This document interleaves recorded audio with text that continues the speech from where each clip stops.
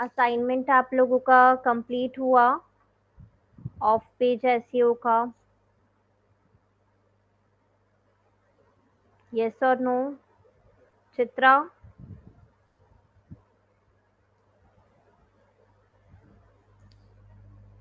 नहीं हुआ, क्यों? कोई प्रॉब्लम है उसमें, कोई इशू आ रहा है?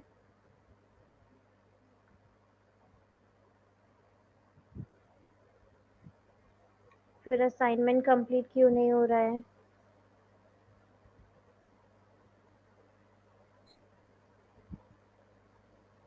असाइनमेंट्स आप लोगों को सबमिट करने ज़रूरी हैं, ठीक है? यदि असाइनमेंट सबमिट नहीं करोगे तो आप लोगों को सर्टिफिकेशंस नहीं मिलेंगे। कहीं पे प्रॉब्लम आ रही है तो पूछो, बट असाइनमेंट कंप्लीट करना है आप लोगों को, ठीक है? चलिए ठीक है। सो एसईओ से रिलेटेड कुछ टर्म्स जो हैं वो टेक्निकल एसईओ से रिलेटेड टर्म्स हैं जो आज हम डिस्कस करेंगे, ठीक है?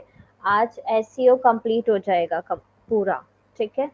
तो यदि कहीं पर भी कोई डाउट है आप लोगों को, प्रैक्टिकल्स हम करके देख चुके हैं, कहीं पर भी कोई डाउट है वो आज आप लोग पूछ सकते हो, ठीक है? हम लोग जब गूगल सर्च कंसोल देख रहे थे, एक टर्म हमारा बच गया था, कोर वेब वाइटल्स का। क्या होते हैं कोर वेब वाइटल्स? कोई आइडिया इसके बारे में किसी को? सुना है? कोर वेब वाइटल्स क्या है? ओके, सी, कोर वेब वाइटल्स जो हैं वो एक रिपोर्ट होती है गूगल सर्च कंसोल में, जो कि पेज एक्सपीरियंस मैट्रिक्स को शो करती है, ठीक है? मतलब कि हमारी वेबसाइट पर जब कोई विजिटर आता है तो उसका एक्सपीरियंस कैसा है, ठीक है? उसकी रिपोर्ट हमको मिलती है थ्रू गूगल सर्च कंसोल। और ये किस में हेल्प करता है? ये बेसिकली एक स्कोर होता है कोर वेब वाइटल, जो कि सर्च इंजन हमको देता है। किसके बेसिस पर?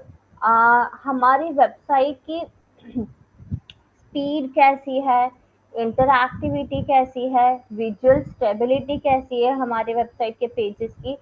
ये 3 मैट्रिक्स के बेसिस पर एक स्कोर हमको मिलता है, ठीक है? या फिर हम इसको कोर वेब वाइटल्स के मैट्रिक्स भी बोल सकते हैं, ठीक है? कौन से 3 मैट्रिक्स हैं? मतलब 3 मैट्रिक्स जो मेजर करते हैं स्पीड, इंटरएक्टिविटी और विजुअल स्टेबिलिटी। जो मैट्रिक्स है वो कौन से हैं? Largest contentful paint, interaction to next paint, INP जिसको बोलते हैं, और क्यूमुलेटिव लेआउट शिफ्ट, ठीक है? सीएलएस। तो 3 टाइप्स के कोर वेब वाइटल्स होते हैं, ठीक है? इतना समझ में आया? कोर वेब वाइटल्स क्या हुए? ये 3 मैट्रिक्स हैं, एलसीपी, सीएलएस और आईएनपी, जिनके बेसिस पर हमको स्कोर मिलता है, ठीक है? अब एक एक करके समझते हैं कि ये होते क्या है, ठीक है? तो सबसे पहले आता है लार्जेस्ट कंटेंटफुल पेंट, एलसीपी, ठीक है? ये एक बार प्रैक्टिकली भी करके बताती हूँ तो ज़्यादा अच्छे से समझ में आएगा। हमारी वेबसाइट की स्पीड और मतलब स्पीड ऑप्टिमाइजेशन हम कैसे कर सकते हैं, उसके लिए एक टूल होता है पेज स्पीड इनसाइट, ठीक है? मैं स्क्रीन शेयर करती हूँ आप लोगों से। पेज स्पीड इनसाइट्स, इसका लिंक भी मैं आप लोगों को शेयर करती हूँ ताकि आप लोग भी इसको चेक कर सकते हैं। चैट बॉक्स में मैंने शेयर किया है आप लोगों को।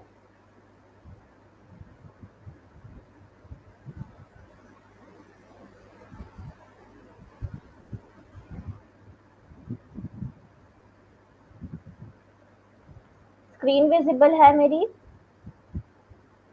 Yes ma'am. ओके। अब ये पेज स्पीड इनसाइट टूल है, ठीक है? फ्री टूल है जहाँ पर हम अपने वेबसाइट की स्पीड को चेक कर सकते हैं, ठीक है? वेबसाइट की जब स्पीड चेक करेंगे, जैसे मैं यूआरएल डालती हूँ यहाँ पर, मान लीजिए ये यूआरएल डाला, ठीक है, इसको एनालाइज करते हैं।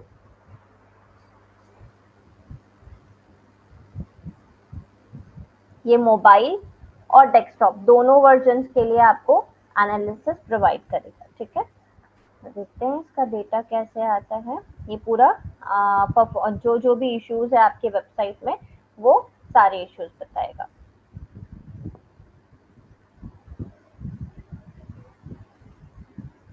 हम्म, अब देखिए ये मोबाइल वर्जन के लिए है, परफॉर्मेंस है 54, एसेसिबिलिटी है 85, बेस्ट प्रैक्टिसेस 96, एसईओ है 85, ठीक है। ये मोबाइल वर्जन के लिए है। अब देखो यहाँ पर ये क्या क्या क्या चीजें, कौन से मैट्रिक्स के बेसिस पर बता रहा है। फर्स्ट कॉन्टेंटफुल पेंट, जिसको जो हमने पढ़ा था अभी, एलसीपी, लार्जेस्ट कॉन्टेंटफुल एलसीपी, ठीक है। सीएलएस, क्यूमुलेटिव लेआउट शिफ्ट, ठीक है। ये वाला जो है इसकी जगह पे अभी आईएनपी आ गया है, ठीक है। आईएनपी मतलब क्या हुआ कि जो फर्स्ट इंटरेक्शन होता है, ठीक है, इंटरएक्टिविटी के बेसिस पर वो है, ठीक है। तो इस तरीके से हम अपनी वेबसाइट की जो स्पीड है उसको चेक कर सकते हैं। इतना क्लियर है? इतने में किसी को कोई डाउट? कैसे पेज स्पीड इनसाइट चेक करेंगे? ये 3 मैट्रिक्स, ठीक है। अब ये 3 मैट्रिक्स होते क्या हैं और जो इश्यूज आ रहे हैं इनसे रिलेटेड उनको हम रिजॉल्व कैसे कर सकते हैं वो देखते हैं, ठीक है। तो ये इस तरीके से आपको रिपोर्ट शो करेगा। अब ये देखो ये डायग्नोस्टिक्स दिया हुआ है यहाँ पर, मतलब आपकी वेबसाइट का पूरा डायग्नोसिस है, यहाँ पर एनालिसिस है कि कैसे आप इसको, जो भी ये इश्यूज इधर मिले हैं, ठीक है, फाइंड आउट किए हैं इसने, इसको हम कैसे रिमूव कर सकते हैं, ठीक है, या हमारी वेबसाइट को बेटर कैसे बना सकते हैं। ये मोबाइल वर्जन के लिए सेम, ऐसा डेस्कटॉप वर्जन के लिए भी आता है। ये देखो डेस्कटॉप वर्जन के लिए एफसीपी है 0.4 सेकेंड, एलसीपी है 2.2 सेकेंड, सीएलएस ये आ गया, टोटल ब्लॉकिंग टाइम ये है, स्पीड इंडेक्स 1.2 सेकेंड है, ठीक है। अब ये सारे इश्यूज हैं जो इस वेबसाइट में आए हैं, जिसको यदि हम रिमूव कर दें तो हमारी वेबसाइट की स्पीड ऑप्टिमाइज हो जाएगी, दैट मीन्स स्पीड इंप्रूव हो जाएगी वेबसाइट की, ठीक है। अब एक एक करके पहले ये जो टर्म्स हैं इनको समझते हैं, ठीक है। तो सबसे पहले आता है एलसीपी, लार्जेस्ट कंटेंटफुल पेंट। क्या होता है? ये मेजर करता है how long it takes for the largest content element on your web page to load, ठीक है। मतलब आपकी जो वेबसाइट है, ठीक है, उसमें ऐसा कौन सा एलिमेंट है जो सबसे ज्यादा टाइम लेता है, ठीक है, या फिर सबसे ज्यादा बड़ा एलिमेंट है, ठीक है, जो कि वेबसाइट को और किसी भी पेज को लोड होने के लिए सबसे ज्यादा टाइम ले रहा है, ठीक है। जो हमारा एलसीपी होता है वो लेस होना चाहिए 2.5 सेकेंड से, ठीक है, ताकि हम गुड यूजर एक्सपीरियंस प्रोवाइड कर सके। समझ में आया एलसीपी क्या होता है? क्लियर है सभी को? कोई डाउट इसमें? हमारी वेबसाइट का या फिर किसी भी वेब पेज का जो सबसे बड़ा एलिमेंट होता है, ठीक है, उस जो लोड होने के लिए टाइम लेता है, ठीक है, उसको हम कहते हैं लार्जेस्ट कंटेंटफुल पेंट, ठीक है। और ये कितना होना चाहिए? लेस देन 2.5 सेकेंड्स, ठीक है। अब जैसे हम यहाँ पर देखें तो ये कितना आ रहा है? 2.2 सेकेंड्स, लगभग लगभग उसके पास ही है, लेकिन 2.5 सेकेंड से कम है तो ठीक है, ठीक है। अब नेक्स्ट क्या आता है? Interaction to next paint. Interaction to next paint, जिसको हम आईएनपी बोलते हैं। आईएनपी मतलब क्या हुआ? ये देखता है कि जब कोई यूजर हमारी वेबसाइट पर आता है और इंटरैक्ट करता है, इंटरैक्शन कुछ भी हो सकता है, किसी लिंक पर क्लिक हो सकता है, किसी बटन पर क्लिक हो सकता है, ठीक है, या वो स्क्रॉल कर रहा है, कोई इमेज या किसी वीडियो पर उसने प्ले किया, ठीक है, तो वो प्ले होने के लिए कितना टाइम दे रहा है, ये सारी चीजें जो है वो आईएनपी यानी इंटरैक्शन टू नेक्स्ट पेंट में काउंट होती है। ठीक है, अब आईएनपी कितना होना चाहिए हमारा, शुड बी 200 मिली सेकेंड्स और लेस। ठीक है, मतलब 200 मिली सेकेंड्स या फिर उससे कम होना चाहिए, ताकि हमारी वेबसाइट जो है वो फास्ट और रिस्पॉन्सिव एक्सपीरियंस प्रोवाइड कर सके। ठीक है, क्लियर हुआ ये, आईएनपी क्लियर है? कोई मैम एक बार और बता दीजिए। आईएनपी, हाँ, आईएनपी का फुल फॉर्म क्या है, इंटरेक्शन टू नेक्स्ट पेंट। ठीक है, इंटरेक्शन टू नेक्स्ट पेंट मतलब क्या हुआ कि जब कोई विजिटर हमारी वेबसाइट पर आता है और किसी भी टाइप का इंटरेक्शन करता है, ठीक है, मतलब कोई भी टाइप की यदि इंटरएक्टिविटी होती है हमारी वेबसाइट पे, मान लो हम किसी वेबसाइट पर गए और हमने बटन क्लिक किया, या हमने पेज को स्क्रॉल किया, या हमने वीडियो को प्ले किया, कोई कुछ भी कोई भी एक्शन यदि हमने लिया उस पेज पर, तो उस एक्शन को परफॉर्म होने में कितना टाइम लगता है। ठीक है, कभी कभी होता है ना कि किसी बटन पर क्लिक करते हो लेकिन उसको रिडायरेक्ट होने में थोड़ा सा टाइम लगता है, किसी किसी वेबसाइट पर बहुत जल्दी हो जाता है, आपने क्लिक किया और तुरंत वो पेज ओपन हो गया। ठीक है, बट किसी किसी में वो थोड़ा सा देर लोड होगा फिर वो पेज ओपन होगा। ठीक है, तो ये क्या हो रहा है कि इंटरैक्शन में जो टाइम लग रहा है, जो रेस्पॉन्सिवनेस हो रही है, सॉरी, जो रेस्पॉन्सिवनेस है वेबसाइट की, वो इसके थ्रू मेजर हो रही है।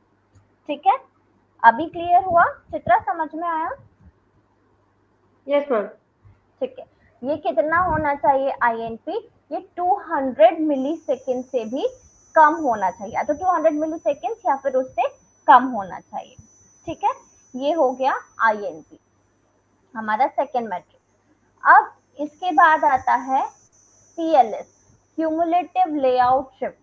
ये क्या होता है, आपने कई सारी वेबसाइट पर देखा होगा कि जब हम उसको ओपन करते हैं फर्स्ट टाइम, तो कुछ एलिमेंट्स जो है उसके डिस्टर्ब रहते हैं। ठीक है, मतलब टेक्स्ट कहीं पर है, इमेज कहीं पर है, कुछ प्रॉपरली अरेंज नहीं होता, ये बहुत सेकेंड्स के लिए रहता है यदि नोटिस किया हो तो, अदरवाइज ठीक है, लेकिन कुछ सेकेंड्स के बाद वो सारा कुछ प्रॉपरली अरेंज हो जाता है पेज में और आपको प्रॉपर पेज दिखने लगता है। किसी ने नोटिस किया है ये? नहीं, यस ओके, मैम। किया है, ओके, गुड।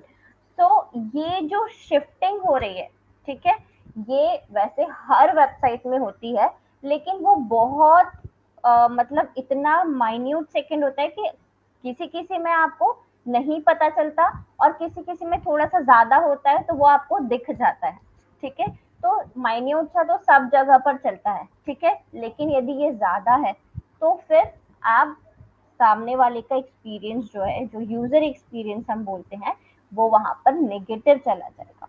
ठीक है, तो ये होता है क्यूमुलेटिव लेआउट शिफ्ट, जो आप ये जो शिफ्टिंग हो रही है वेबसाइट पर ये देख रहे हो, इसको हम बोलते हैं सीएलएस, क्यूमुलेटिव लेआउट शिफ्ट। ये अनएक्सपेक्टेड जो शिफ्ट होता है लोडिंग के टाइम पे, उसको मेजर करता है। ये कितना होना चाहिए, लेस देन 0.1। ठीक है, यदि गुड यूजर एक्सपीरियंस प्रोवाइड करना है तो सीएलएस कितना होना चाहिए, 0.1 सेकेंड से कम होना चाहिए। यहाँ पर कितना है, 0.584 है, जो कि ज्यादा है। ठीक है, तो ये नहीं होना चाहिए, 0.1 से लेस होना चाहिए। ठीक है, तीनों मैट्रिक समझ में आए? कोई डाउट तीनों में से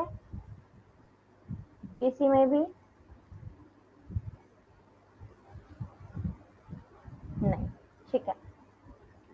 अब ये क्यों इम्पोर्टेंट है कोर वेब वाइटल्स, क्योंकि इसके थ्रू हम अपने वेबसाइट पर जो विजिटर्स आ रहे हैं उनका यूजर एक्सपीरियंस एनहांस कर सकते हैं। और यूजर एक्सपीरियंस एनहांस करना मतलब कि डायरेक्टली अपनी वेबसाइट की रैंकिंग को इंक्रीज करना, राइट, क्योंकि यदि यूजर एक्सपीरियंस अच्छा होगा तभी जो यूजर्स हैं वो बार बार आपकी वेबसाइट पर आएंगे, राइट। यूजर एक्सपीरियंस में एक्चुअल में क्या क्या चीजें इंक्लूड होती है, तो क्या सिर्फ यही तीन मैट्रिक्स होते हैं जिनके बेसिस पर हम यूजर एक्सपीरियंस को मेजर करते हैं, या इसके अलावा भी कोई मैट्रिक है ऐसा जिसके बेसिस पर हम यूजर एक्सपीरियंस को मेजर कर सकते हैं या फिर यूजर एक्सपीरियंस को एनहांस कर सकते हैं। कोई बता सकता है? खुद को एक यूजर की तरह रखकर सोचो, जब आप किसी वेबसाइट पर जाते हो, ठीक है, तो आपका एक्सपीरियंस कब गुड होता है और कब बैड होता है, और उसको कैसे एनहांस कर सकते हैं। मैम जब कोई वेब पेज ओपन होता है, अगर कोई लिंक काम नहीं करता है, जैसे कोई हम्म। नेक्स्ट पेज का लिंक काम नहीं करता है, बहुत टाइम लेता है उसको प्रोसेस करने में, या कोई इमेज क्लियर नहीं होती है, टाइम लगती है उसको, या पूरा वेब पेज ही लोड होने में टाइम लगता है, तो थोड़ा सा होता है, क्योंकि आजकल इतने किसी के पास इतना टाइम नहीं है कि वो रुके रहे, वो तुरंत हम्म। बैक होके फिर दूसरी वेबसाइट पे चला जाए। Correct, correct. तो ये एक हो गया कि जो वेबसाइट का स्पीड है, यदि वो हमने कर लिया, स्पीड ऑप्टिमाइजेशन कर लेते हैं हम अपनी वेबसाइट का, तो हम यूजर एक्सपीरियंस एनहांस कर सकते हैं। एक और आपने कहा था कि इमेजेस यदि क्लियर नहीं होते हैं, राइट, ये बहुत इंपॉर्टेंट फैक्टर है कि इमेजेस, देखो हमको इमेजेस का साइज तो रिड्यूस करना पड़ेगा। यहाँ पर आप यदि देखोगे, ये जो डायग्नोसिस दिया हुआ है, सब में यही बोला है कि इमेज का साइज, देखो इसमें मैं जाती हूँ, ये सारी इमेजेस दी हुई है जो उसमें यूज हुई हैं, और सब में कहा है कि ओरिजिनल साइज ये है, इसको आप इतना रिड्यूस कर सकते हो, ठीक है, तो आपकी स्पीड ऑप्टिमाइज हो जाएगी।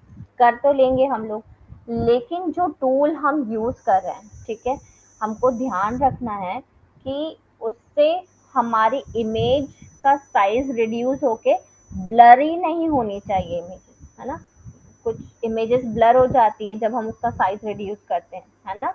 ब्लर मतलब वो प्रॉपर नहीं दिखती है साइज, सॉरी इमेज, राइट। तो ये चीज नहीं होनी चाहिए, वरना अगेन हम लोग क्या करेंगे, यूजर एक्सपीरियंस नेगेटिव कर देंगे, राइट।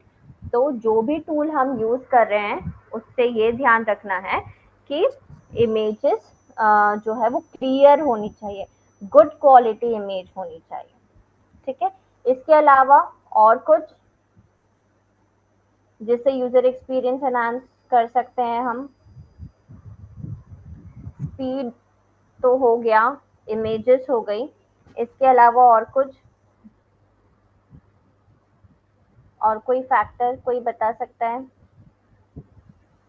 मैम कभी कभी होता है टेक्स्ट का अलाइनमेंट भी सही नहीं रहता है, तो भी थोड़ा सा होता है।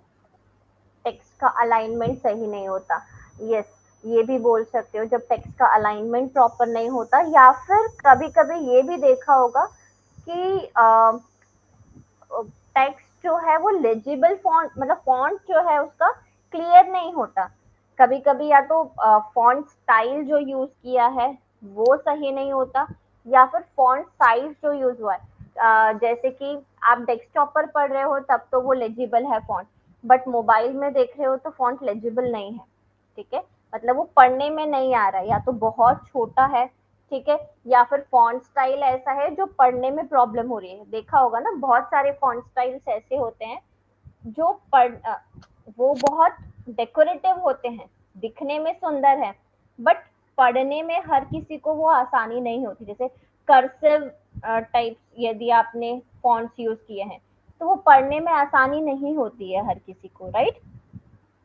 तो सेंस सेरिफ जो आप यूज करते हो वो सिंपल है, और प्रॉपरली स्पेस रहता है उसमें, तो वो आपको पढ़ने में भी आता है, राइट। तो ये एक एग्जांपल दिया मैंने, ये नहीं है कि सिर्फ यही वाला यूज करना है, बट कई सारे फॉन्ट्स जो है वो प्रॉपरली लेजिबल होते हैं, कई सारे नहीं होते हैं, तो हम किस टाइप के फॉन्ट्स यूज कर रहे हैं, फॉन्ट स्टाइल क्या यूज कर रहे हैं, वो भी बहुत मैटर करता है यूजर एक्सपीरियंस के लिए, ठीक है। और प्रॉपरली हमको मोबाइल और डेस्कटॉप वर्जन दोनों पर चेक करना है कि वो जो भी हमने लिखा है टेक्स्ट, जो कंटेंट है वो प्रॉपरली लेजिबल है दोनों वर्जन्स में या नहीं है, ठीक है। हो गया, टेक्स्ट का अलाइनमेंट हो गया। एक और चीज आप लोगों ने नोट की होगी, जैसे कई बार होता है हम कोई इंफॉर्मेशन सर्च कर रहे हैं, ठीक है, अब वो कीवर्ड को सर्च करते हुए हमने सर्च इंजन पर सर्च किया, वेबसाइट पर गए रिडायरेक्ट होके, बट उस वेबसाइट पर हमारी क्वेरी रिजॉल्व नहीं हुई। ठीक है, एक वेबसाइट देख ली, दो वेबसाइट देख ली, बहुत सारा कंटेंट ढूंढ लिया, लेकिन जो हमारी क्वेरी थी वो एग्जैक्टली रिजॉल्व नहीं हुई, हमको जो आंसर चाहिए था, जो इन्फॉर्मेशन चाहिए थी, वो नहीं मिली। राइट, तो हम ऐसे में क्या करते हैं, हम तुरंत तुरंत वेबसाइट से बाउंस बैक करते जाते हैं।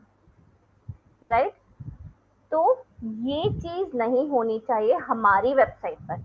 हमें क्या करना है, एक होता है कंटेंट क्लस्टर। कंटेंट क्लस्टर का नाम सुना है आप लोगों ने? नहीं, ओके। कंटेंट क्लस्टर क्या होता है? कंटेंट क्लस्टर मतलब होता है कि हमारा जो भी मेन कीवर्ड है, ठीक है, उससे रिलेटेड जितने भी टर्म्स है या जितने भी सब टॉपिक्स है, हम ट्राई करें कि हमारी वेबसाइट पर वो सारे हम इंक्लूड कर सकें। ठीक है, ताकि कोई भी विजिटर यदि उसको ढूंढते हुए हमारी वेबसाइट पर आता है तो वो वापस ना जाए, उसको जो भी इंफॉर्मेशन चाहिए उससे रिलेटेड वो सारा कंटेंट हमारे वेबसाइट पर अवेलेबल हो। ठीक है, ये आप विजिटर को कैप्चर करके रख सकते हैं अपनी वेबसाइट में, एंगेज करके रख सकते हैं उसके थ्रू। होता है ना, कई सारी वेबसाइट पर हम जाते हैं, इतना अच्छा कंटेंट होता है कि एक से दूसरे पेज पर जाते हैं, फिर दूसरे से तीसरे पेज पर हम सारी इंफॉर्मेशन पढ़ते हैं। ठीक है, क्योंकि हमको अच्छा इंफॉर्मेशन मिल रहा है। राइट, तो जब भी हम कोई कंटेंट बना रहे हैं, हमको ये ध्यान रखना, एक पोस्ट में नहीं आ पाएगा सारा, कोई बात नहीं। ठीक है, जैसे हम एग्जाम्पल लेते हैं सर्च इंजन ऑप्टिमाइजेशन की बात। अब सर्च इंजन ऑप्टिमाइजेशन अपने आप में इतना वास्ट टॉपिक है। राइट, एक पोस्ट में सारी चीजें हम कवर नहीं कर सकते, हर चीज को डिटेल में नहीं समझा सकते, दैट्स ओके।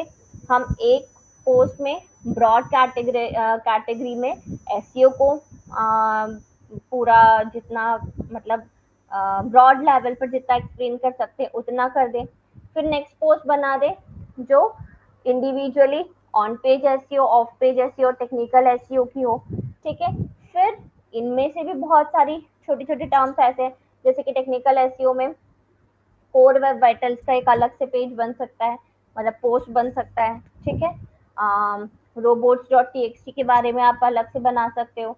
ठीक है, साइट मैप्स के बारे में आप एक अलग से पोस्ट बना सकते हो। ठीक है, तो उस चीज को एक्सप्लेन करने के लिए डिटेल में आप पोस्ट अलग से बना सकते हो। लेकिन क्या होगा कि वो जब एक दूसरे को, जब हम पेजेस को लिंक कर देंगे, इंटरनल लिंकिंग इसलिए इम्पोर्टेंट है। ठीक है, जब हम इनको आपस में लिंक कर देते हैं तो विजिटर जैसे ही हमारी वेबसाइट पर आएगा, एक पोस्ट पढ़ेगा, वहां पर उसको लिंक्स मिल जाएंगे, अच्छा ये चीज नहीं पता है, ये यहाँ पर क्लिक किया, वो दूसरे पेज पर रिडायरेक्ट हो गया, वहां पर उसको उसकी इन्फॉर्मेशन मिल गई। फिर उसमें कोई टर्म मिला, अच्छा ये नहीं पता, उस पर क्लिक किया तो दूसरे पेज पर चला गया। तो इससे दो चीजें हो रही हैं, यूजर एंगेजमेंट तो बढ़ ही रहा है हमारे वेबसाइट पर, दूसरा उसको यदि अच्छी इंफॉर्मेशन और कंप्लीट इंफॉर्मेशन मिल रही है तो वो बार बार उसको, अब ये पता चल गया कि इस वेबसाइट पर बहुत अच्छी इंफॉर्मेशन मिलती है, तो वो बार बार हमारी वेबसाइट पर आएगा। कोई भी उसको डिजिटल मार्केटिंग से रिलेटेड या जो भी हमारा टॉपिक है उससे रिलेटेड यदि इंफॉर्मेशन चाहिए तो उसको पता है कि यार ये वाली वेबसाइट पे मुझे पूरा कंटेंट मिल रहा है। Right, so they will prefer our website only. Right, तो यही हमारा मोटो होना चाहिए जब भी हम कंटेंट लिखते हैं, और ये यूजर एक्सपीरियंस को एनहांस करने के लिए बेस्ट वे है।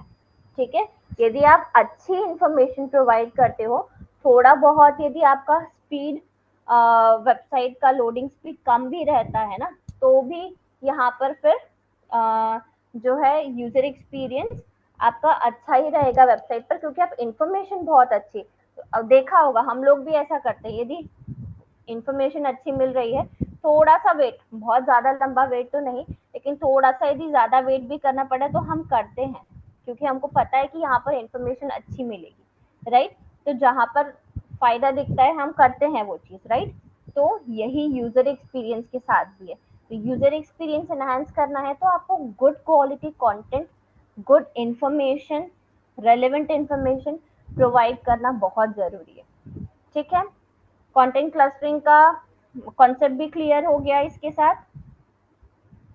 कोई डाउट इसमें?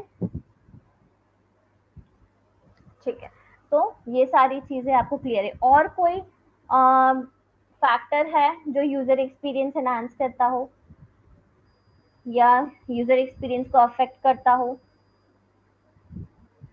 इमेज हो गया, स्पीड ऑप्टिमाइजेशन हो गया, कंटेंट क्लस्टरिंग हो गया, इसके अलावा और कुछ?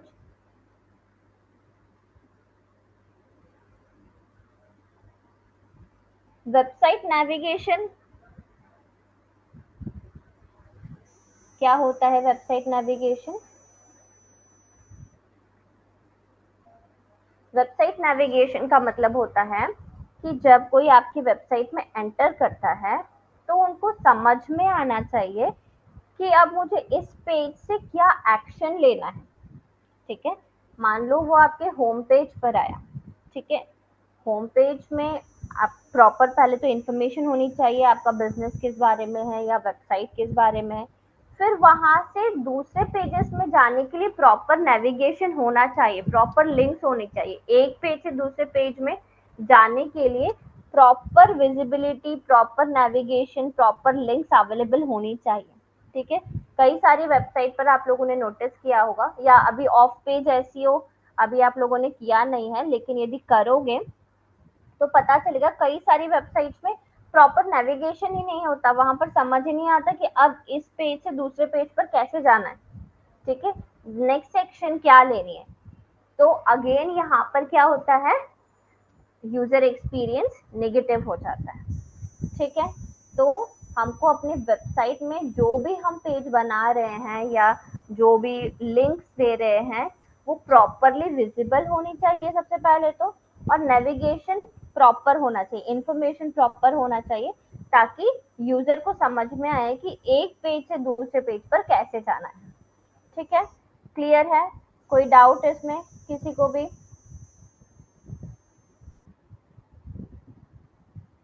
ओके, ठीक है। अब इसके बाद नेक्स्ट क्या है, आम, ये सारी चीजें हो गई, एलसीपी हमने समझ लिया। तो ये कोर वेब वाइटल्स क्लियर है। ठीक है, कोर वेब वाइटल्स में ये 3 मैट्रिक्स है। अब हम इसको इम्प्रूव कैसे कर सकते हैं वो देख लेते हैं।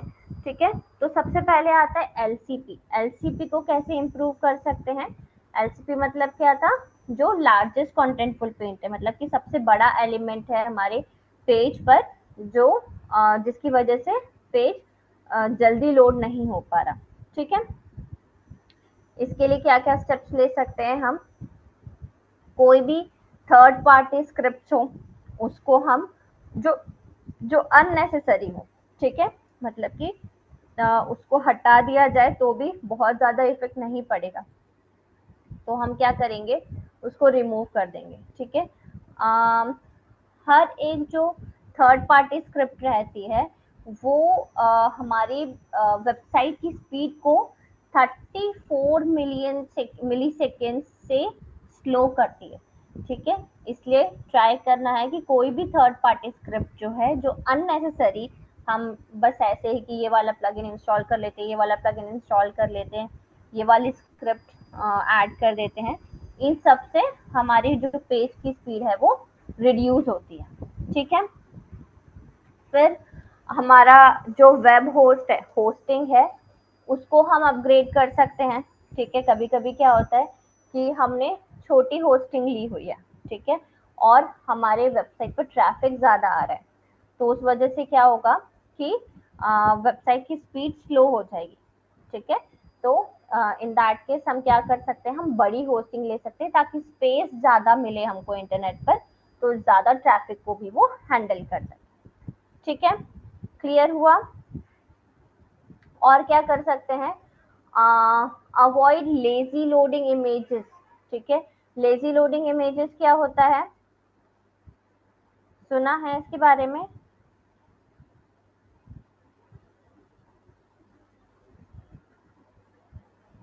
लेजी लोडिंग ऑफ इमेजेस नहीं।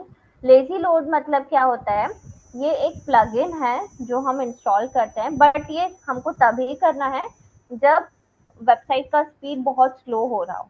पहले तो आप सारी जितने भी इमेजेस हम ले सकते हैं पहले वो लेकर देखो, यदि नहीं होता है फिर हमको ये करना है। लेजी लोडिंग क्या होता है, मतलब इमेजेस तभी लोड होंगी जब आप इमेजेस तक पहुंचोगे, अदरवाइज वो इमेज लोड नहीं होगी। क्योंकि किसी भी वेबसाइट में जो टेक्स्ट कंटेंट होता है, टेक्स्ट कंटेंट कभी भी ज्यादा टाइम नहीं लेता लोड होने के लिए, वो बहुत जल्दी लोड हो जाता है। टाइम किस वजह से लगता है, जब हम ये इमेजेस या फिर कोई ये है वीडियोस हैं, कोई फाइल्स हैं, ये जो है ये टाइम लेती है लोड होने में, ठीक है। तो लेजी लोडिंग से क्या होता है, जैसे आपने ऊपर जो भी आपका लोगो और ये सब है, ठीक है, ये तो आप सेव हो जाता है, ठीक है। अब बाकी सारी जो जो स्टैटिक जो डायनेमिक कंटेंट है, एक स्टैटिक कंटेंट होता है, एक डायनेमिक कंटेंट होता है, ठीक है, उस पर भी आएंगे हम। तो जो स्टैटिक कंटेंट होता है वो तो हमारा जो एज अ कैचे जो रहता है उसमें सेव हो जाता है, ठीक है, या फिर ब्राउजर में सेव हो गया। जैसे ही किसी ने सेकेंड टाइम हमारी वेबसाइट ओपन करी तो वो ऑलरेडी स्टैटिक एलिमेंट्स तो आ जाएंगे।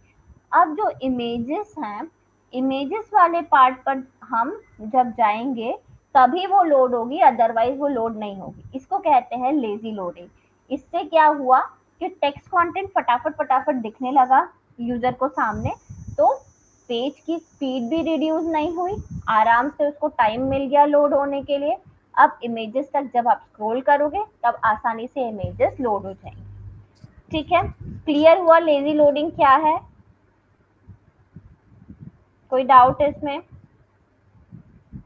ओके। अब लेजी लोडिंग के बाद और क्या कर सकते हैं, जो लार्ज पेज एलिमेंट्स हैं उनको हम यदि रिमूव कर सकते हैं तो रिमूव कर दें, और यदि साइज रिड्यूस कर सकते हैं तो साइज रिड्यूस कर दें, ठीक है। तो ये सारी चीजें करके हम एलसीपी जो है उसको कंट्रोल कर सकते हैं, ठीक है। अब नेक्स्ट आता है INP, interaction to next page. इसमें क्या होगा, इंटरैक्टिविटी कैसे इंक्रीज कर सकते हैं, कोई आइडिया इसमें क्या क्या कर सकते हैं हम? नहीं? अगेन जो जैसे कि हमने एलसीपी में किया था, कोई भी थर्ड पार्टी स्क्रिप्ट है, जैसे कि कोड्स जो होते हैं, है ना, एनालिटिक्स का कोड लगा दिया, फिर सर्च कंसोल का कोड लगा दिया, मतलब जितने भी इंटरैक्शन सॉरी इंटीग्रेशन करते हैं हम अपनी वेबसाइट में, ठीक है, तो हर किसी के लिए हमको कोड्स लगाने पड़ते हैं, ठीक है। तो इसके लिए कोई ऑल्टरनेटिव है कि यदि वेबसाइट में स्क्रिप्ट नहीं लगानी है तो हम कैसे इसको कनेक्ट करेंगे, इंटीग्रेशन कैसे करेंगे? मैंने आपको एक सोल्यूशन दिया कि थर्ड पार्टी स्क्रिप्ट जो हैं वो वेबसाइट में लगाने से हमारी वेबसाइट की स्पीड रिड्यूस होती है, ठीक है। तो हमको जो भी अननेसेसरी है वो रिमूव कर देना है स्क्रिप्ट।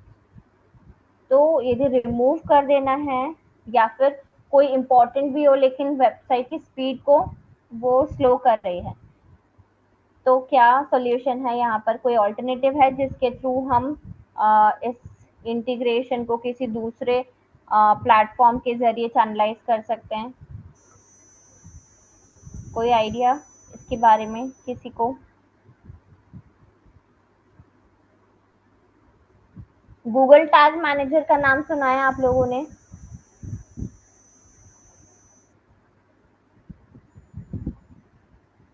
नहीं? ओके। गूगल टैग मैनेजर है एक प्लेटफॉर्म है, वो भी हम इंटीग्रेट करके देखेंगे, ठीक है। वेबसाइट नेक्स्ट सेशन में वेबसाइट का ही बताऊंगी, तो मैं इंटीग्रेशन वेबसाइट में बताऊंगी आप लोगों को। तो गूगल टैग मैनेजर जो होता है, गूगल टैग मैनेजर एक ऐसा प्लेटफॉर्म है जिसके थ्रू हम जितने भी स्क्रिप्ट हमको इंटीग्रेट करने हैं अपनी वेबसाइट से, ठीक है, वो हम गूगल टैग मैनेजर में कर सकते हैं, और सिर्फ गूगल टैग मैनेजर को हम वेबसाइट से कनेक्ट कर दें, ताकि गूगल टैग मैनेजर वेबसाइट से कनेक्ट हो गया, अब जितने भी बाकी टैग्स है वो गूगल टैग मैनेजर में कनेक्ट हो जाएंगे। तो अल्टीमेटली वो हमारी वेबसाइट से कनेक्टेड है लेकिन हमारी वेबसाइट को इफेक्ट नहीं करेंगे, स्पीड को इफेक्ट नहीं करेंगे, ठीक है, तो गूगल टैग मैनेजर के थ्रू हम सारे स्क्रिप्ट कर सकते हैं। ठीक है, इसका प्रैक्टिकल नेक्स्ट सेशन में देखेंगे। ठीक है, इसके बाद और क्या कर सकते हैं हम, बाकी सब कोडिंग से है कि जो CSS है उसको मिनिफाई कर दो, ठीक है, या इमेजेस को रिड्यूस कर दो, ये सारी चीजें कर सकते हो आप। ठीक है, इसके अलावा फिर नेक्स्ट आता है क्यूमुलेटिव लेआउट शिफ्ट, CLS। ठीक है, इसको कैसे कर सकते हैं, क्यूमुलेटिव लेआउट शिफ्ट को रिड्यूस करने के लिए या फिर कंट्रोल करने के लिए अगेन हमको जो इमेजेस हैं या वीडियोस है उस पर खास ध्यान देना पड़ेगा। उसका साइज जो है वो हमको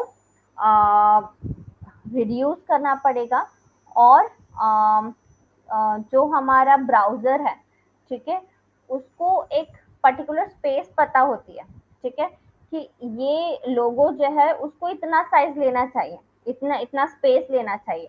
अब यदि वो उससे ज्यादा स्पेस लेता है तो लोड होने में प्रॉब्लम होता है। ठीक है, इसलिए जो भी मीडिया हम यूज कर रहे हैं वो प्रॉपर डायमेंशन में हम ले। ठीक है, जो रिजर्व स्पेस है किसी भी एलिमेंट के लिए वो उतना ही स्पेस ले।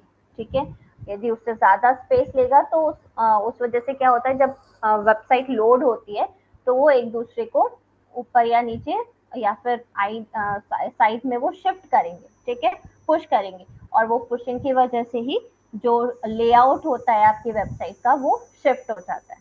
ठीक है, तो इसलिए जो प्रॉपर डायमेंशन है, जैसे लोगों का जो डायमेंशन दिया हुआ है, जब आप वेबसाइट डिजाइन करते हो तो हर चीज का एक प्रॉपर डायमेंशन दिया हुआ होता है। ठीक है, कि इसमें इतने साइज की इमेज आप लोड कर सकते हो, तो आप वो ही यूज करो। ठीक है, ये सारी चीजें हैं जो आप कर सकते हो LCP, FCP और सॉरी LCP, INP और CLS को कंट्रोल करने के लिए। ठीक है, इसमें कोई भी डाउट कुछ पूछना है किसी को भी, कोर वेब वाइटल्स में स्पीड कैसे ऑप्टिमाइज कर सकते हैं वो भी क्लियर हो गया, यूजर एक्सपीरियंस कैसे एनहांस कर सकते हैं वो भी क्लियर हो गया। किसी में कोई डाउट नहीं? ठीक है, अब हम आते हैं, मैं एक बार गूगल टैग मैनेजर भी बता देती हूँ आप लोगों को।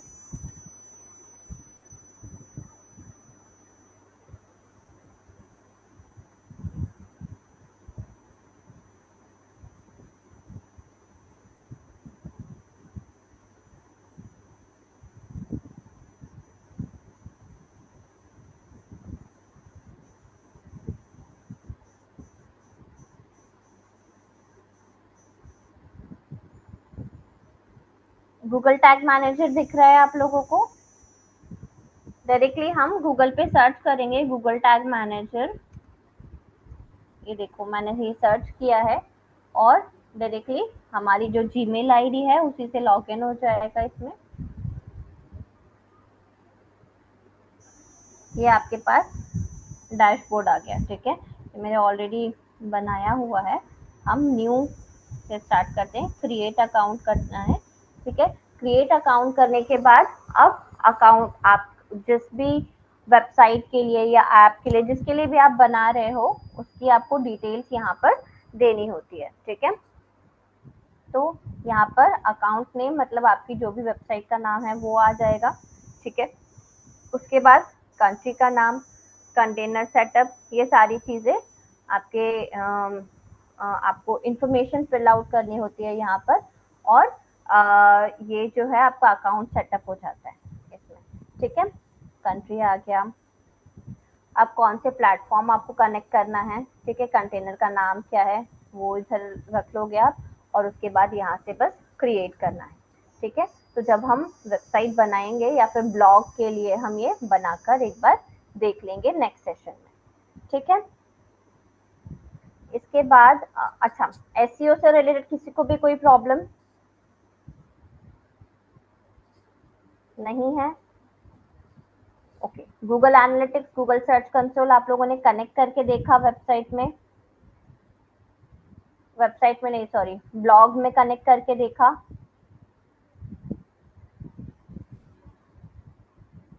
ये भी नहीं करके देखा है आप लोगों ने? क्यों ये क्यों नहीं करके देखा है? ब्लॉग तो सभी के पास है, सर्च कंसोल भी सबको अवेलेबल है, एनालिटिक भी सभी को अवेलेबल है, कनेक्ट क्यों नहीं किया है? क्या प्रॉब्लम है इसमें? प्रैक्टिकल्स आप लोग बिल्कुल भी नहीं कर रहे हो। गूगल टैग मैनेजर का भी मैं बता देती हूँ, आप लोग फिर ट्राई करके देख लेना, ब्लॉग में ही बता देती हूँ मैं।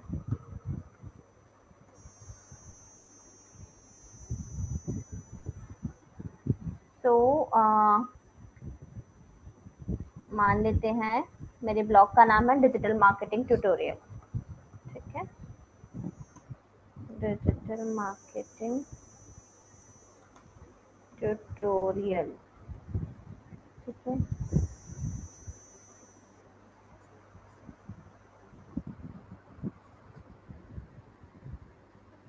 अब यहाँ पर एक ऑप्शन आ रहा है, share data anonymously with Google and others, मतलब कि जो डेटा है वो आप, एक सेकंड, हाँ अब आया,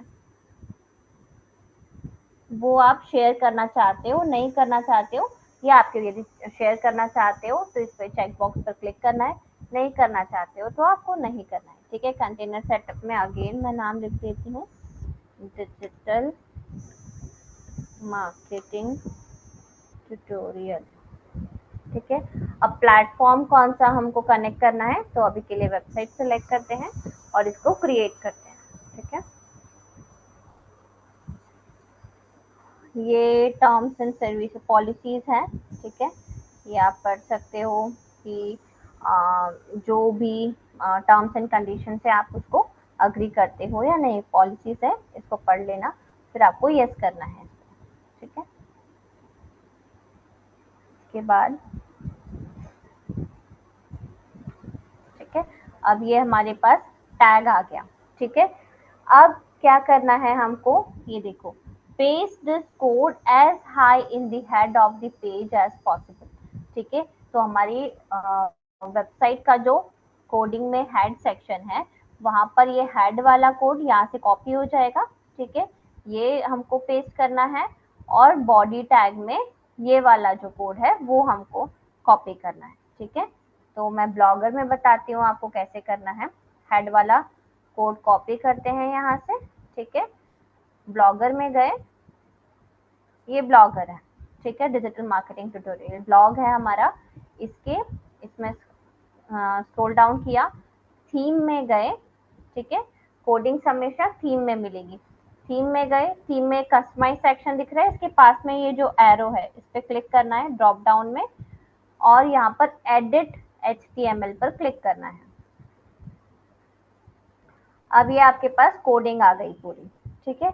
अब उसने क्या कहा है कि हेड सेक्शन में, ये हेड सेक्शन दिख रहा है आपको, ठीक है, हेड सेक्शन में आपको जितना ऊपर पॉसिबल हो उतना ऊपर आपको ये करना है पेस्ट, तो हमने यहाँ पर ये पेस्ट कर दिया, ठीक है, हेड सेक्शन में। अब वो क्या बोल रहा है दूसरा, paste this code immediately after opening body tag, body tag जहां से स्टार्ट हो रहा है इमीडिएटली उसके बाद ही हमको ये कोड कॉपी करना है, कॉपी किया यहाँ से। अब बॉडी टैग जो है ऐसे ढूंढने में तो नहीं मिलेगा, तो हम कंट्रोल F करके, ठीक है, कंट्रोल प्लस F सर्च के लिए होता है, फाइंड के लिए होता है, तो हम यहाँ पर बॉडी टैग को सर्च कर लेंगे, ठीक है, ये सर्च किया, ये आ गया बॉडी टैग, ठीक है। अब बॉडी टैग जहां पर स्टार्ट हो रहा है जस्ट उसके बाद ही हमको ये पेस्ट करना है, तो हमने यहाँ पर ये पेस्ट कर दिया, ठीक है। पेस्ट करने के बाद अब इसको यहाँ से हमको सेव कर देना है, ठीक है, ये सेव हो गया। लाइन नंबर 8, अच्छा ठीक है, ये हो गया, ठीक है। इसके बाद यहाँ पर आकर हम चेक कर सकते हैं कि वो हुआ है या नहीं हुआ है। कभी कभी टाइम भी ले सकता है, कभी कभी तुरंत भी हो सकता है। ठीक है, तो एक बार हम देख लेते हैं हुआ है या नहीं हुआ है। एक सेकंड, शायद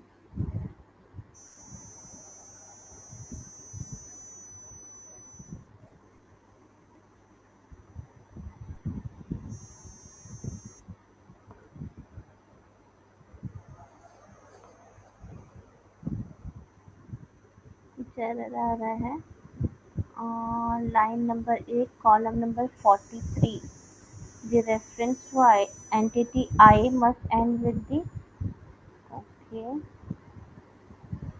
लाइन नंबर 8, शायद हेड सेक्शन में कुछ प्रॉब्लम आ रहा है।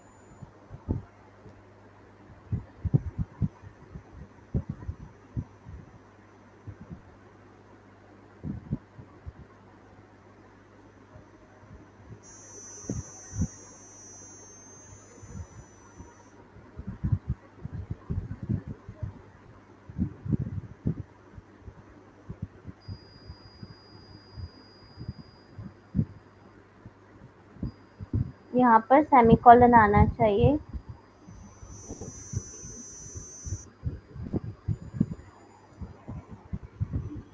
ऐसा हो गया, ठीक है, दोबारा से सेव करके देखते हैं। या तो फिर ब्लॉगर के इसमें कुछ प्रॉब्लम आ रहा है ये। ठीक है, तो करना बेसिकली प्रोसेस यही है। वेबसाइट में, वर्डप्रेस वेबसाइट में डायरेक्टली हो जाएगा, ब्लॉगर में शायद इसमें प्रॉब्लम आ रहा है। ठीक है, बट प्रोसेस यही है। ठीक है, कोई डाउट है इसमें किसी को भी? एक बार करके भी देख लेते हैं यदि। कनेक्ट कैसे होगा मैम, मतलब पता कैसे चलेगा? ये हम वेबसाइट का जो लिंक है, वर्डप्रेस की जो वेबसाइट होती है, उसका लिंक आप डायरेक्टली यहाँ पर गूगल टैग मैनेजर में, ये जो है ना टेस्ट योर वेबसाइट वाला दिख रहा है ये ऑप्शन, बस यहाँ पर आकर आपको अपने वेबसाइट का जो लिंक है वो पेस्ट करना है और यहाँ पर टेस्ट करना है, तो वो बता देगा कि ये कनेक्ट हो गया है। ठीक है, ब्लॉगर में शायद दिक्कत आ रहा है इसमें। ब्लॉगर में मैंने भी पहले कनेक्ट नहीं किया है। ये वर्डप्रेस वेबसाइट में आपका डायरेक्टली कनेक्ट हो जाएगा। ठीक है, वर्डप्रेस में दिक्कत नहीं आता है। ठीक है, तो बस कनेक्ट करने के लिए इतना ही देखना है। सर्च कंसोल और एनालिटिक्स में तो आपको पता है डायरेक्टली हो जाएगा। ठीक है, इसमें बस ये है कि आपको ये वेबसाइट का लिंक पेस्ट करना है और ये टेस्ट पर क्लिक करना है, तो वो बता देगा कि कनेक्ट हुआ है या नहीं हुआ है। ठीक है, और कोई डाउट?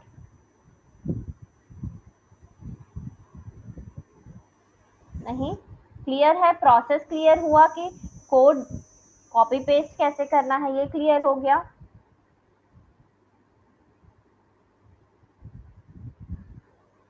यस और नो?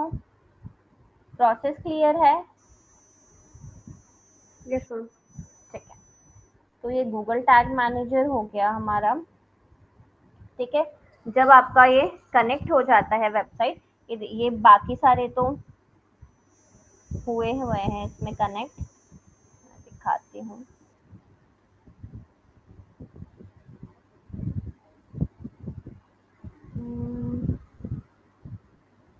ठीक है, ठीक है, ये आपका जीटीएम का कोड हो गया। और यहाँ पर जो भी, जब वो कनेक्ट हो जाएगा तो यहाँ पर ये इसका डेटा जो है वो आपको दिखने लगेगा।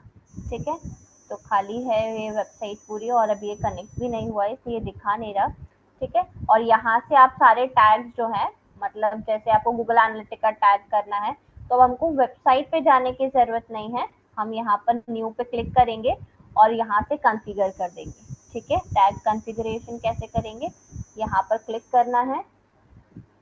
किसको कनेक्ट करना है? एनालिटिक्स को कनेक्ट करना है, गूगल एड्स को कनेक्ट करना है, गूगल टैग कनेक्ट करना है, कन्वर्जन लिंकर कनेक्ट करना है। जो भी हमको कनेक्ट करना है वो हम यहाँ से डायरेक्टली कनेक्ट कर सकते हैं। ठीक है, क्लियर हुआ? इस मैम तरीके। वो वहां से कनेक्ट होना चाहिए तब यहाँ से डायरेक्टली कनेक्ट हाँ होगा। हाँ हाँ हाँ, करेक्ट। जब वेबसाइट से कनेक्ट हो जाएगा तो डायरेक्टली यहाँ से फिर कनेक्ट हो जाएगा। ठीक है, एक और हम करके देख लेते हैं।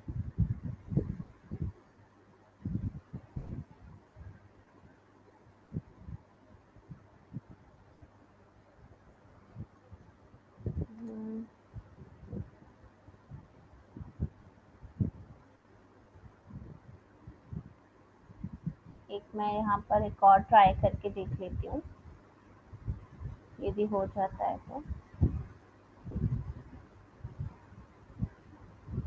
ये बाकी सारे कनेक्टेड हैं, ये ब्लेसो ये वेबसाइट का कनेक्टेड है ऑलरेडी, देखो कंटेनर टाइप, राइट। तो ये वर्डप्रेस वेबसाइट का हो जाएगा, ब्लॉगर में कुछ दिक्कत आ रहा है वो उसमें,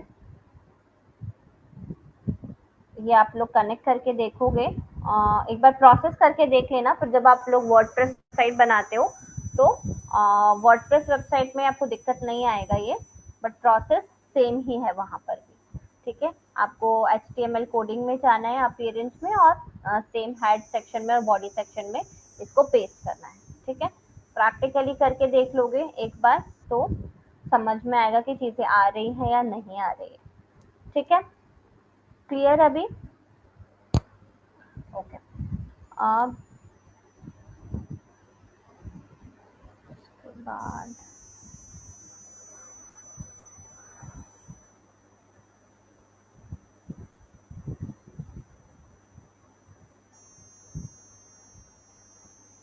ठीक है, इसके बाद अब हम चलते हैं वेबसाइट डिजाइनिंग पर।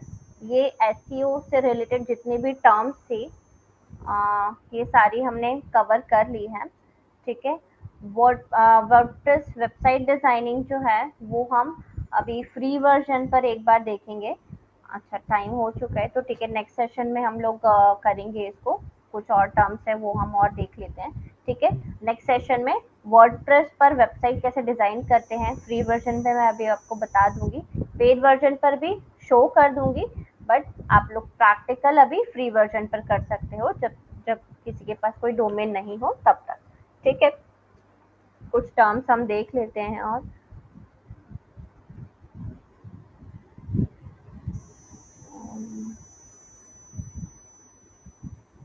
लेजी लोडिंग हमने डिस्कस कर लिया है। HREF लैंग टैग हमने डिस्कस किया था। HREF लैंग टैग सबको क्लियर है? क्या होता है HREF lang tag?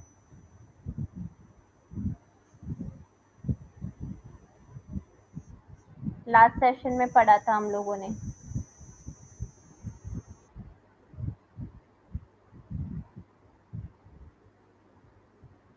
Yes HREF ma'am. क्या होता है? मैम प्लगइन होता है जो ट्रांसलेट करता है वेबसाइट को डिफरेंट लैंग्वेजेस में, जो इंटरनेशनल मार्केट्स होते हैं उसके according. Correct correct, multilingual websites में यूज होता है ना, अलग अलग लैंग्वेजेस में करने के लिए। फिर इसके बाद रीडायरेक्ट्स होते हैं, 301 रीडायरेक्ट, 302 रीडायरेक्ट्स, ये क्या होते हैं?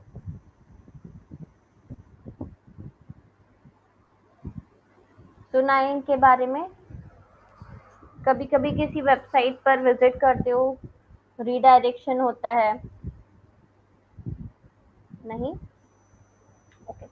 क्या होता है 301 रीडायरेक्ट, 302 रीडायरेक्ट? 301 रीडायरेक्ट में परमानेंट रीडायरेक्ट होता है, मतलब मान लो किसी भी वजह से हमने कोई वेबसाइट को डिसॉल्व कर दिया, ठीक है, और हमने दूसरी वेबसाइट बना दी, ठीक है, यूआरएल चेंज हो जाते हैं, ठीक है, या फिर कोई वेबसाइट पर ही कोई एक पेज था जिसको डिसॉल्व करके नया पेज बना दिया हमने, ठीक है, यूआरएल चेंज हो गया। अब लोग यदि वो सर्च करते हुए आते हैं, ठीक है, तो उनको वो पेज नहीं मिलेगा, बल्कि वो रीडायरेक्ट, वहां पर कुछ ब्लैंक ना दिखे या फिर यूजर एक्सपीरियंस नेगेटिव नहीं हो, इसलिए हम क्या करते हैं उस पेज को रीडायरेक्ट कर देते हैं, ठीक है, उस यूआरएल से दूसरे यूआरएल पे। परमानेंट बेसिस पर जब ये होता है उसको हम 301 रीडायरेक्ट बोलते हैं, और टेम्पररी बेसिस पर जब हम ये रिडायरेक्शन करते हैं उसको 302 रीडायरेक्ट बोलते हैं, ठीक है। रीडायरेक्शन के लिए क्या होता है, अगेन हमको एक प्लगइन इंस्टॉल करना होता है, रीडायरेक्शन का प्लगइन, ठीक है, और उस प्लगइन में हम जो ओल्ड यूआरएल है और न्यू यूआरएल है सिर्फ वो हमको मेंशन करना होता है, ठीक है। क्लियर है ये? रीडायरेक्शन क्लियर है? कोई डाउट इसमें? 301 और 302 दोनों क्लियर है?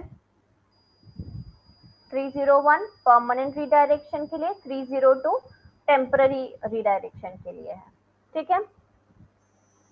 नेक्स्ट इसके बाद क्या आता है, एरर्स आती हैं, ठीक है, HTTP एरर्स बोलते हैं जिनको, एक होता है 404 एरर, एक होता है 410 एरर। देखा है ये किसी वेबसाइट पे 404 एरर या 410 एरर नोटिस किया है किसी ने? हाँ मैम, किया है कई बार। किस लिए होता है ये पता है क्या? मैम एक्सपायर हो जाता है तब होता है आई गेस 404। यस।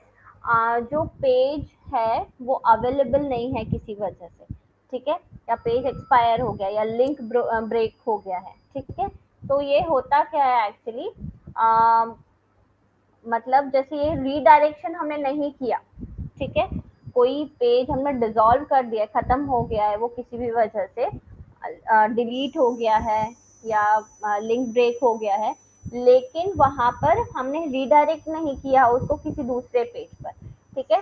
तो यदि विजिटर वहां पर विजिट करेगा तो उसको एरर शो होगा, जो होगा 404 एरर, ठीक है। ये होता है जब पेज जो है वहां पर अवेलेबल नहीं होता, ठीक है, किसी भी वजह से, या तो हमने डिलीट कर दिया या वेबसाइट में कुछ प्रॉब्लम हो गया, टेक्निकल एरर आ गया, ठीक है।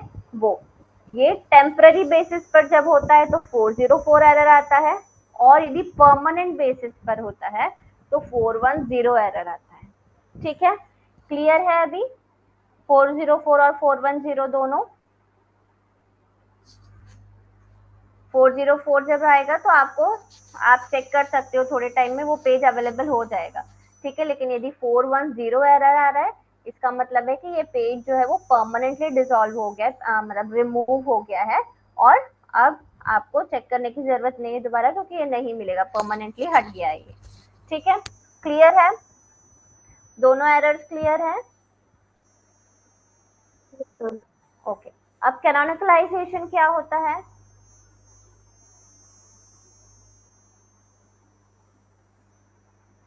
ये पढ़ा है हमने कैनोनिकलाइजेशन, यूआरएल स्ट्रक्चर पढ़ रहे थे तब ये भी पढ़ा था। कैनोनिकल यूआरएल जो होते हैं या कैनोनिकलाइजेशन प्रोसेस, मैंने प्रैक्टिकली भी बताया था।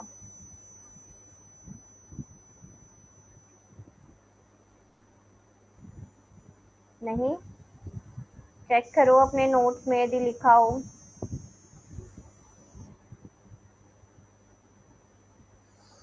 कैनोनिकलाइजेशन मतलब होता है कि यदि मल्टीपल वर्जन बनाए हैं हमने किसी कंटेंट के, या मल्टीपल वर्जन्स अवेलेबल हैं किसी भी कंटेंट के, तो उसमें से जो मास्टर कॉपी। मास्टर कॉपी है, यस करेक्ट, मास्टर कॉपी या बेस्ट यूआरएल जो है उसको सिलेक्ट करना, ठीक है, ताकि सर्च इंजन को रैंकिंग में प्रॉब्लम नहीं हो। This process is known as canonicalization, ठीक है। चलो वेरी गुड, ये तो पता है, बाकी सारे टर्म्स हो चुके हैं। तो एसईओ मेरी तरफ से कंप्लीट हो गया है। अब आप लोगों का पार्ट है यहाँ पर कि आप लोगों को प्रैक्टिकली करके देखना है, कहीं पर भी कोई प्रॉब्लम आ रही है तो मुझे आप लोगों को पूछना है, ठीक है, और असाइनमेंट्स आप लोगों को सबमिट करने हैं, ठीक है। मैम हेलो हाँ, मैम। हाँ जी पंकज बोलिए। मैम डाउट क्लियर क्लास में ही पूछ सकते हैं क्या, एनी टाइम नहीं हो सकता? क्लास में ही पूछिए, क्या डाउट है? मैम अभी तो नहीं है, बट हाँ पूछ रहा मतलब था कि बाद में पूछ सकते हो, हाँ बाद में पूछ सकते हो, जब आपका जब नेक्स्ट सेशन में लूंगी तब आप पूछ सकते हो, ठीक है। एनी टाइम नहीं हो सकता मतलब? नहीं, जब मैं एक्सप्लेन तो मैं क्लास में ही कर पाऊंगी ना चीजें, ठीक है। तो आप जब हो जाए आपका, आप जब कोई भी डाउट होता है आप उसको नोट डाउन करके रखो, क्योंकि हो सकता है ना सेम डाउट किसी और को भी हो, या फिर उनको पता ही नहीं हो कि ये चीज भी हो सकती है, तो उनके भी डाउट क्लियर हो जाएंगे, ठीक है। तो नेक्स्ट सेशन में आप पूछ सकते हो, ठीक है। Yes ma'am. ओके, चलिए ठीक है, तो अब सेशन में वाइंड अप करती हूँ। असाइनमेंट्स आप लोग कंप्लीट करो और सबमिट करो टाइम से, ताकि आप लोग को आगे प्रॉब्लम नहीं आएगी सर्टिफिकेट में, ठीक है। चलिए, okay ma'am. Thank you so much everyone. Okay ma'am.